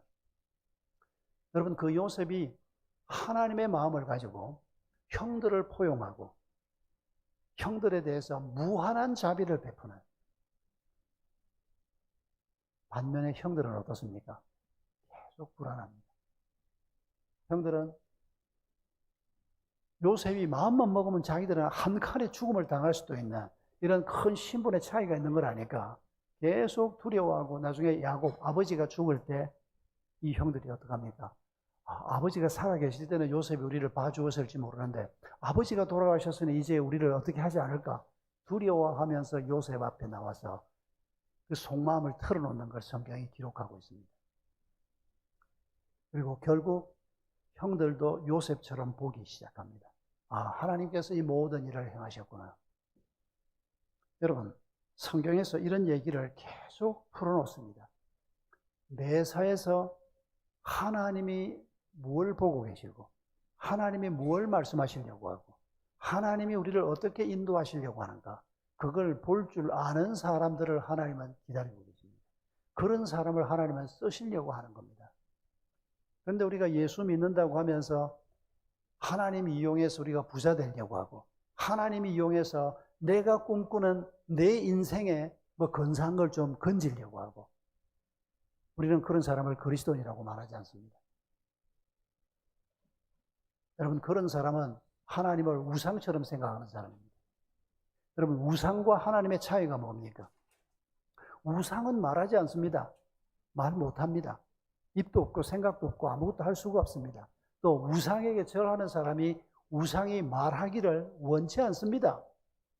우상이 야 나는 네 하는 게 마음에 안 든다 이러면 우상 앞에 누가 가서 절을 하겠습니까? 그냥 우상 앞에 절하는 사람들은 내가 우상 앞에 절을 하고 우상은 나한테 복만 주면 됩니다. 우상이 말하기를 원치 않습니다. 그런데 하나님은 어떻게 하십니까? 우리에게 말씀하시는 분입니다. 그런데 만약에 우리가 우상을 대하는 사람들처럼 하나님을 대하면 여러분 이건 신앙생활이 아닙니다. 하나님 이 소리 저 소리 빼고 그냥 이번에 우리 아이 금년 안에 시집만 가게 해주십시오. 하나님 막 이것저것 다 빼고 우리 아이가 원하는 대학에 가게 해주십시오. 여러분 이걸 기도라고 합니다. 이걸 또 기도라고 가르치는 사람도 있습니다. 아닙니다 여러분. 그런데 하나님을 우상처럼 대하는 죄를 범하는 겁니다. 하나님은 우리에게 말씀하십니다. 그렇게 입을 함부로 열고 기도하지 마라. 성경에 써놓았지 않습니까? 너희들이 구하는 것이 다 헛된 거다. 성경이 말씀하지 않습니까? 우리의 기도를 통해서 우리가 무엇을 이루어야 합니까? 내 꿈을 이루어야 합니까?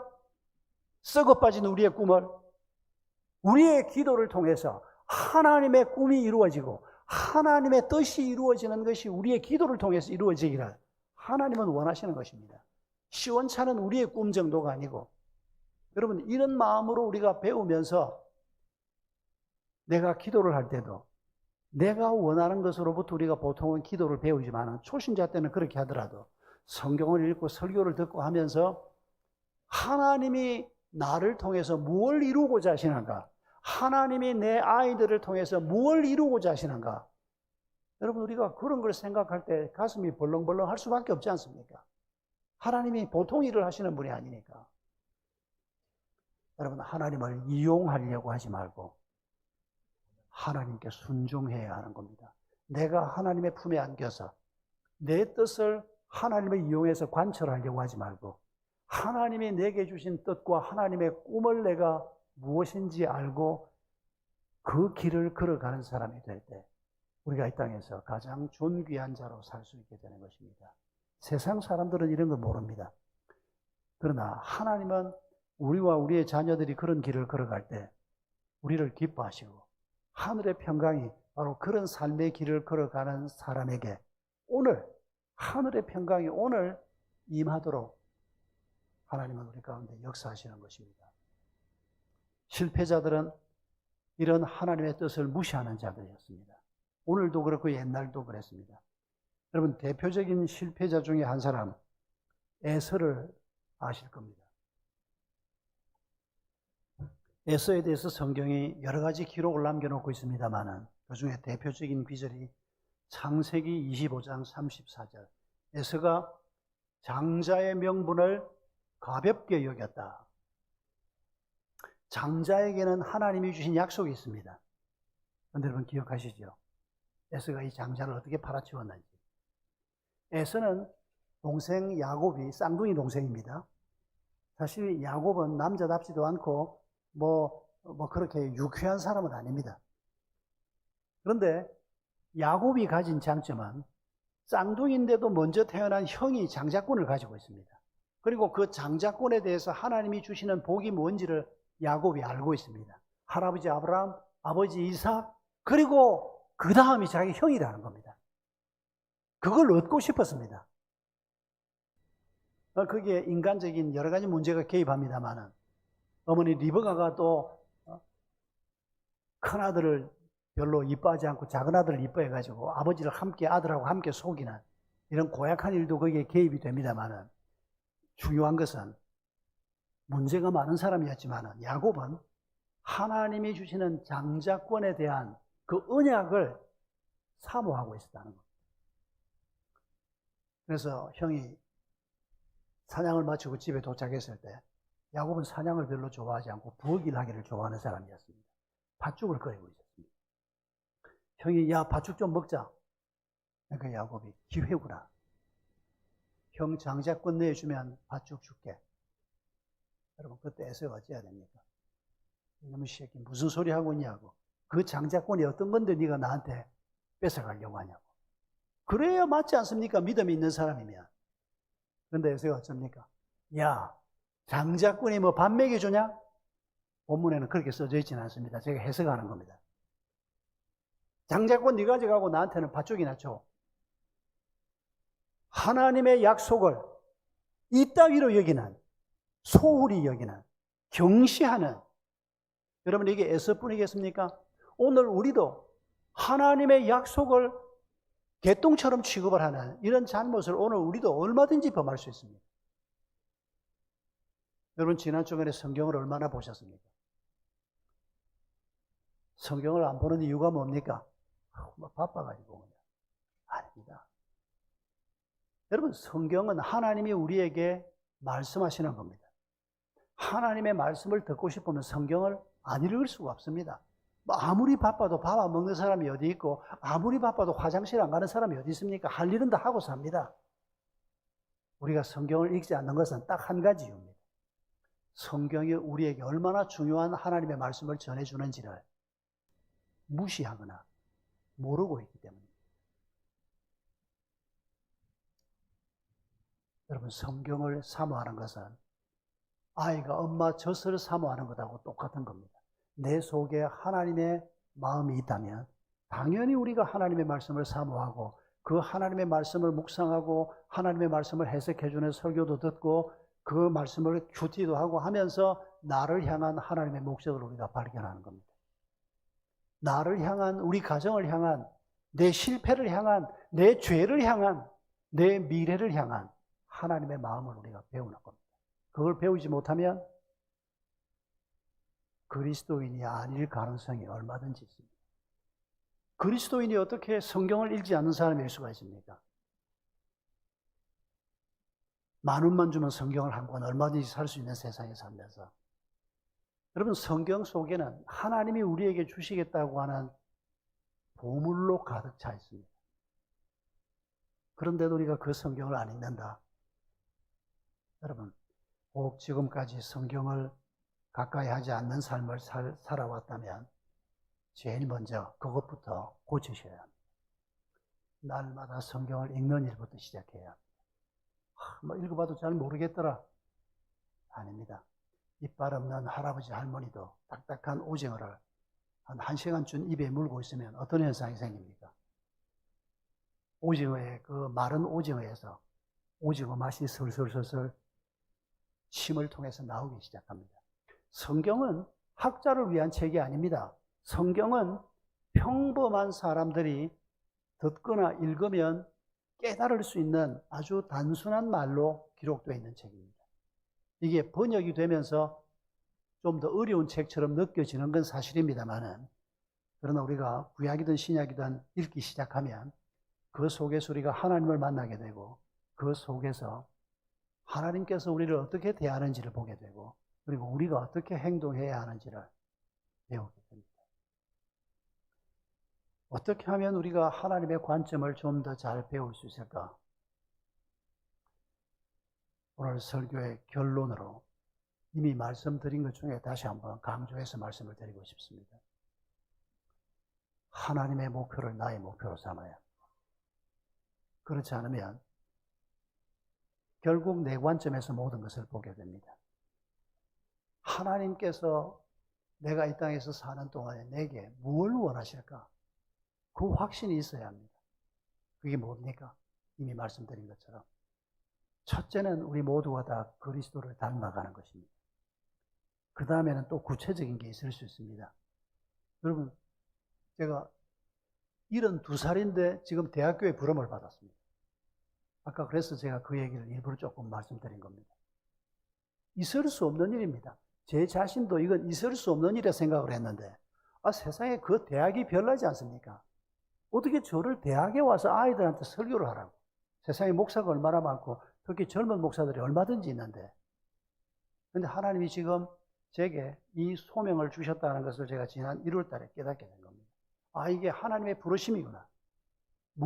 두렵기도 하고 뭘 해야 될지 모르고 대학이 너무 낯설고 그리고 거기는 목사가 가면 거기 대장이 아닙니다.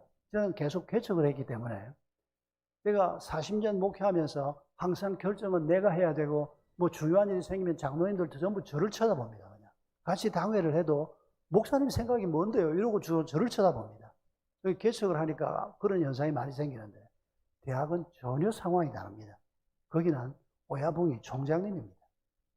총장님이 뭐라고 말씀하시나? 총장님이 대학 교회에 대해서 어떤 생각을 가지고 있나? 총장님이 이 이슈에 대해서 가지고 있는 그분이 학교를 책임지는 하나님의 종이기 때문입니다.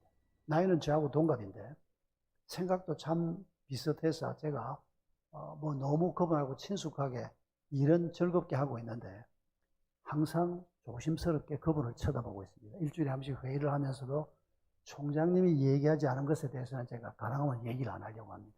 왜냐하면 부총장이 둘이나 있고 처장들이 있고 전부 한 12명 정도가 매주 총장님하고 함께 회의를 하는데 나이 많은 제가 가니까 또 제가 매주 설교를 하니까 이분들이 저를 완전히 담임 목사도 대하듯 합니다. 제 직급은 교목에 불과한데도. 그리고 인사를 할 때도 대부분의 교수들이 뭐 깍듯이 인사를 합니다.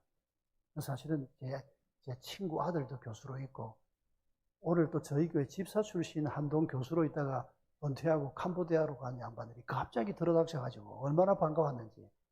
근데 양반들이 또 뭐라고 얘기하는 거야? 목사님 지난주 그 교수 수련회 때 그 김정우 교수라고 보셨죠? 김정우 본뜻한데 그 법률대학원의 김정우 걔가 우리 집 둘째입니다 이러는데 우리 교회 옛날에 집사님이었거든요. 그 집사로 있다가 한동 교수로 왔거든요. 20년 전에. 그리고 한 6, 7년 한동에 있다가 그리고 이제 선교사로 은퇴하고 간 건데 세상에 그 집 둘째 아들이 지난주에 교수 수련회 하면서 저하고 인사했던 키가 크고 법률대학원 교수. 제가 기억이 나는 겁니다. 걔가. 어릴 때 같이 있었던 친구라는 걸 제가 몰랐고 걔도 지 아빠하고 내가 그런 사이인 줄 모르는 겁니다. 그러니까 학교에서 제가 처신이 조심스럽기도 하고 또 많은 분들이 그렇게 대하니까 제가 실수할까봐 아주 조심조심을 합니다. 교수들에게 매주 설교하죠. 학생들에게 매주 설교하죠. 그리고 그 부담이 크긴 해도 하나님이 주신 영광스러운 직분이라고 생각을 하고 사실 은퇴하고 지금 이 나이에 4,300명 청년들을 앉혀놓고 매주 설교를 하고 150명의 교수들을 앉혀놓고 박사들을 앉혀놓고 매주 설교하고 이런 영광이 어디 있겠습니까? 제가 한동에 안 왔으면 이건 누릴 수 없는 부담이지만은 누릴 수 없는 영광인데 여기를 오니까 이런 일을 하나님이 준비를 해놓고 제게 지금 이 일을 맡기시는 겁니다. 사실 총장님이 이번 학기부터는 교수 기도회에도 뭐 토의하고 그런 거 하지 않고 박 목사님이 메시지를 해주십시오 그러는데 부담은 되면서도 한편으로는 기뻤습니다. 하나님이 이 일을 위해서 나를 여기에 보내셨구나. 사실 한동대학 교수들이 어려운 점이 참 많습니다. 지역 교회에 가서 정착을 잘 못합니다. 교수가 정 교수가 한 160명 가까이 되는데 장로가 서너 명밖에 없습니다. 지역 교회 가서 열심히 섬겨야 될 거 아닙니까? 권사도 잘 안 나옵니다. 학교 일이 너무 많아가지고 교회는 주일날 가서 예배 드리고 돌아오는 것 이상을 하기 어렵습니다. 그러니까 교회에서 중직자가 되기가 참 어렵고 그런 묘한 학교입니다. 그러니까 담임 목사님하고 가까이 지내고 교회에서 지도도 받고 이러고 싶은데 어중떠중한 이런 경우가 참 많은 걸 제가 가서 보면서 이 사람들을 내가 섬겨야 하는구나 이런 책임감을 느끼고 있던 중에 또 총장님으로부터 그런 요청을 받은 겁니다. 근본적으로는 우리 모두가 그리스도를 닮는 것이 우리 남은 생의 가장 중요한 목표입니다. 그리고 구체적으로는 하나님께서 우리에게 뭘 맡기실지 기도하면서 찾아보아야 할 겁니다. 나이 들어서 손주 안 보는 게 복이라 그러기도 하는데 제가 손주가 둘인데 아들이 인천에 살고 있고 그러니까 우리 교회 권사들이 제 아내한테 그런답니다. 손녀들이 멀리 살고 있는 게 축복이라고. 걔들을 자주 못 봐서 너무 보고 싶은데 그 말이 무슨 농담처럼 하는 말 뜻은 알지만은 그러니까 노인네들이 뭐 건강도 좋지 않고 힘든데 손주들 본다고 막 쩔쩔맵니다. 뭐 주변에 그런 사람이 너무 많습니다. 그런데 우리는 그럴 수가 없습니다. 보고 싶긴 해도. 그러나 여러분, 하나님께서 손주들을 할머니, 할아버지에게 맡기는 것이 우리의 일일 수도 있습니다. 아이들에게 선한 영향력을 미칠 수 있기 때문입니다. 우리가 어떤 일을 하면서 살아야 할지 여러분 기도해 보십시오. 분명히 하나님께서 우리에게 주시는 목적이 있을 겁니다. 말씀을 맺습니다. 1960년대에 미국의 케네디가 대통령이 됐습니다. 이 케네디 대통령과 관련된 일화 하나를 얘기하고 설교를 마치려고 합니다. 케네디가 미국 역사에서 가장 젊은 대통령으로 알려져 있는데 이분의 업적 중에 하나가 아폴로 프로젝트입니다. 나사가 그 무렵에 만들어져 있었는데 소련에 계속 뒤지고 있었습니다. 지금은 러시아지만 그때는 소련 연방이었습니다. 아마 여러분 기억하시는 분은 기억할 겁니다. 지구 궤도를 한 바퀴, 유인 우주선을 타고 지구 궤도를 한 바퀴 도는 것도 미국보다 소련이 먼저 했습니다. 케네디가 대통령이 됐을 때 계속 미국이 뒤지고 있을 때 대통령이 됐고, 그때 대통령 공약으로 내세운 것이 아폴로 프로젝트를 해서 소련을 압질하겠다. 우주 개발에 미국이 앞장을 서겠다. 그게 실제로 케네디 때부터 계속해서 많은 재정을 투자를 하고 계속 직접 나사를 방문해서 격려도 하고 하면서 1968년입니까? 아폴로 12호가 닐 암스트롱하고 가서 직접 달을 밟았던 그게 바로 그때부터 시작된 프로젝트였습니다.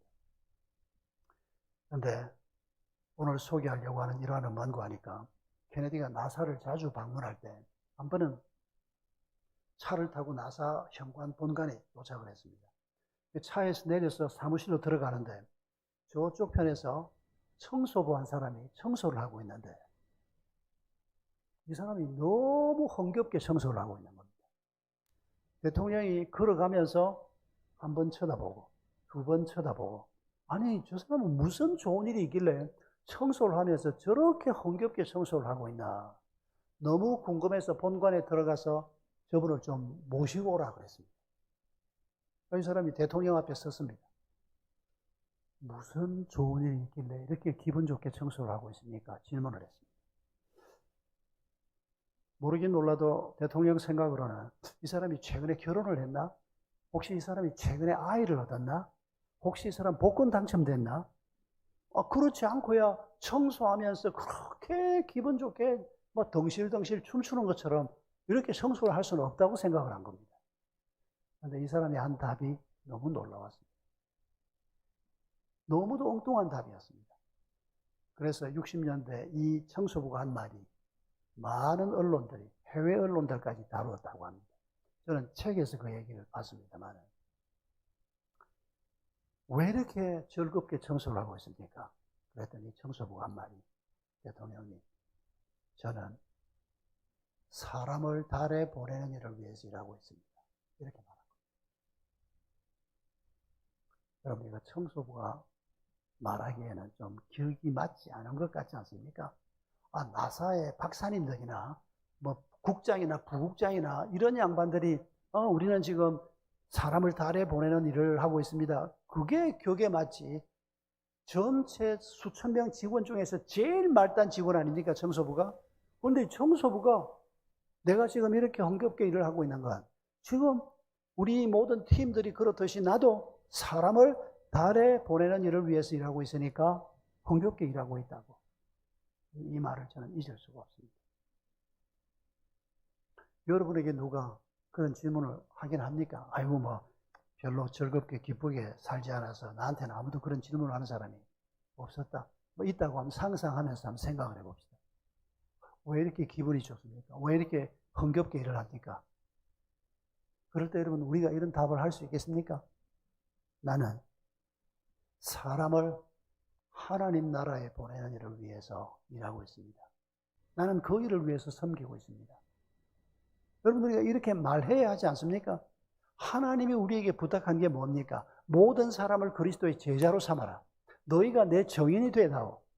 부부간이든지 가족간이든지 이웃간이든지. 여러분 그게 하나님께서 우리에게 부탁하시는 겁니다. 그게 우리의 중요한 삶의 목표여야 합니다. 그런데 우리는 그런 건 관심 없고 빨리 집 한 칸 사고 장 하나 사고 또 좀 큰 집 사고, 또 더 좋은 차 사고.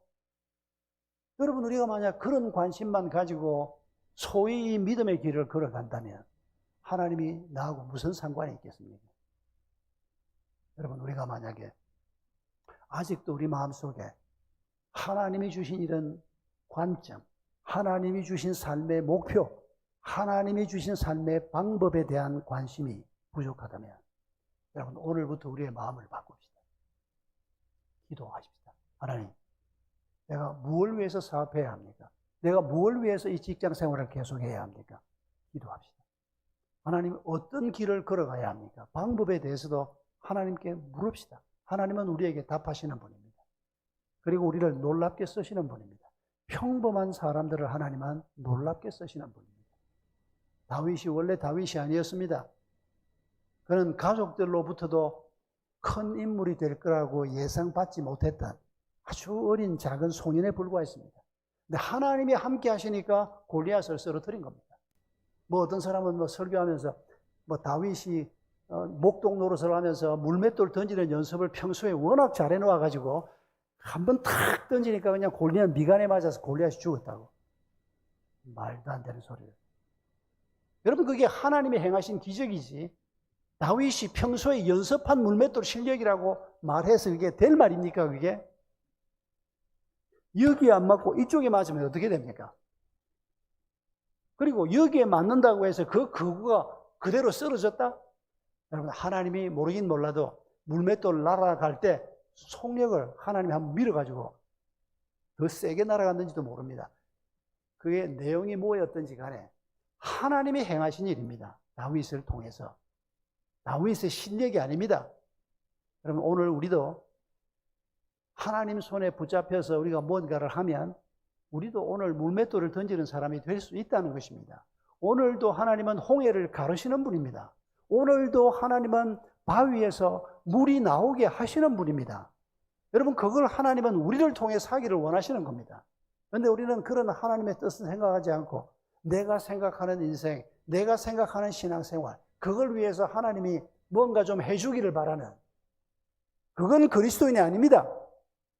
그리스도의 사람은 내 의견, 내 주장, 내 목표를 가지고 하나님을 설득하는 사람이 아니고 Not I, but Christ.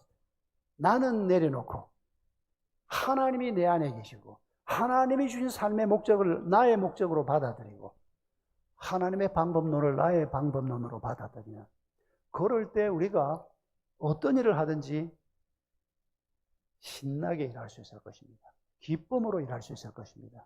하나님의 평강을 우리가 이 땅에서부터 우리가 맛볼 수 있을 것입니다. 아직도 돈 주시면 다 해결돼, 이렇게 생각하는 분이 없기를 바랍니다. 건강 주시면 다 해결돼, 이렇게 생각하는 분이 없기를 바랍니다.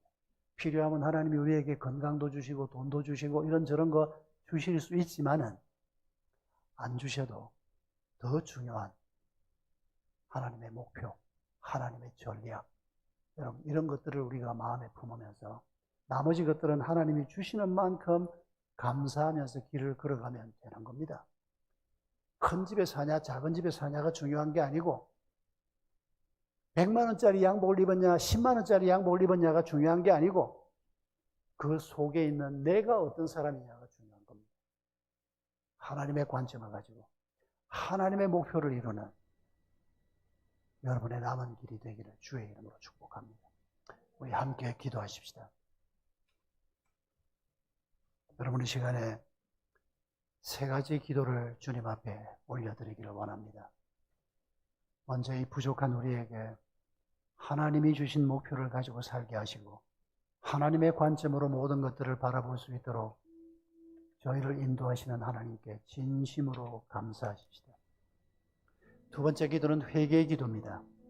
하나님이 이런 엄청난 목표를 가지고 우리를 대하시는데 혹시 나는 먹고 사는 일에 바빠서 내가 목표한 이런저런 일들에 바빠서 하나님의 계획을 놓치고 살지 않았는지. 세 번째 기도는 간구의 기도입니다. 주의 성령께서 나와 함께 해주셔서 주님의 마음을 갖게 하시고 주님의 관점을 갖게 하시고 주님의 목표를 갖게 하시고 그래서 주의 성령이 베푸시는 기쁨과 평강을 누리면서 이 땅의 삶을 살게 하옵소서. 우리 함께 기도하겠습니다.